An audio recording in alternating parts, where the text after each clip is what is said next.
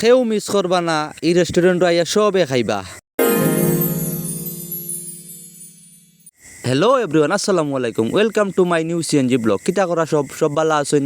আমিও ভালো আছি আলহামদুলিল্লাহ। আর আপনারা আমি চেষ্টা করি নতুন নতুন ভিডিও দেওয়ার লাগি প্রতিদিন। আজকে যাই আমি একটু নতুন জায়গা গাড়ি বা করিয়া আইলাম স্ট্যান্ডো আইয়া প্যাসেঞ্জারের লাগি অপেক্ষা করিয়া। কত সময় পরে প্যাসেঞ্জার আইলা তো তানে লইয়া রওনা দিলাম। আর আমদার এলাকার ভিতরে অত বড় বাগান আমি জানি না, তো আইলাম প্যাসেঞ্জার লইয়া বাগানো আর পরে প্যাসেঞ্জার গেলে আমি একটা কিতার বাগান, প্যাসেঞ্জার গেলে আরও একটা কফির বাগান। তো উনিয়া আমারও খুব ভালো লাগলো, আমিও গেলাম গিতার লইয়া বাগানের ভিতরে। আর ইটা যেটা গাছাইন দেরা ইটা গাছ হইল কি সব কফির গাছাইন। বহু সময় বাগানের ভিতরে আটা রুটি করলাম, করিয়া সারা বাগান দেখলাম। বাগানটা দেখিয়ে আমার কাছে মার্শাল্লাহ খুব বেশি ভালো লাগছে যে আমদার থানার ভিতরে এইরকম একটা বাগান হইছে, দেখিয়ে আমার কাছে খুব বেশি খুশি লাগে।